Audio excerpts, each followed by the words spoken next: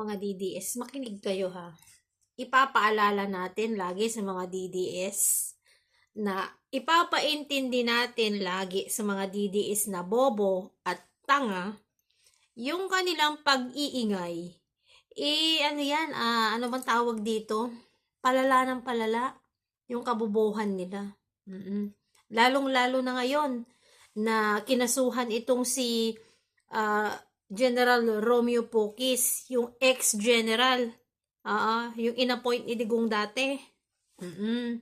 Kasi retired na siya.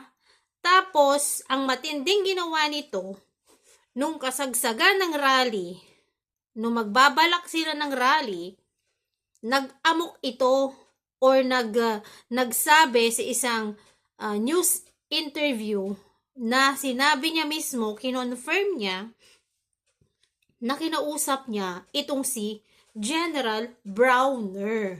Oo. Sinabi niya doon mismo sa nag-interview sa kanya na kinausap niya on Ponpatch na sinabi niyang mag-aklas ang AFP. Na hindi naman pumayag ang AFP na si General Browner sa kagustuhan niyang mangyari. Tapos, kayo ba naman mga DDS, mag-aaklas? PNP, AFP, retired ka na, mag-aaklas ka pa. Para saan? Di ba dapat yung mga ganyang bagay, hindi na nakikisawsaw sa mga ganyan? Oo. Pwede ka naman bumatikos sa korupsyon, okay lang yun. Pero yung magdi-destabilize ka ng government, ang pinaglalaban mo korupsyon, di ba? Galit ka sa korupsyon, Romeo Pocis. Pero ano bang ginagawa ng Pangulo ngayon? Hindi ba niya, pinapakulong? O kinakasuhan yung mga meron, di ba? Yun yung ginagawa ng presidente ngayon.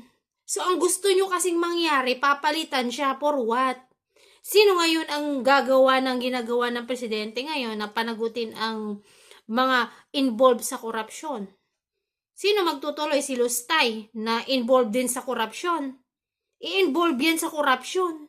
Andun din sa listahan ng DPWH ng Cabral Files yung pangalan niya at ng kapatid niya.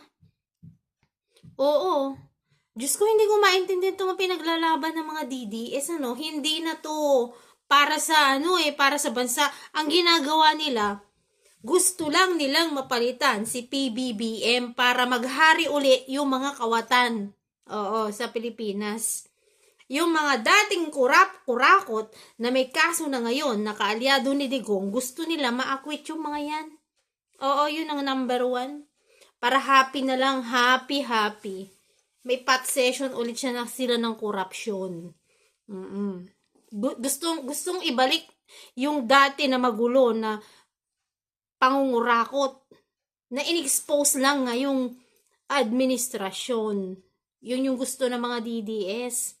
Kaya hindi natin maisip kung anong pinaglalaban ng mga DDS. Ayaw nyo sa korupsyon, pero pinipigilan nyo. Sino lalaban dyan sa korupsyon na yan? Tatay niyong karton na nakakulong? O si VP Sara Lustay na may issue din ng korupsyon? Yun na ipapalit nyo? No way. No way, mga DDS. Kaya tanga-tanga kayo talaga.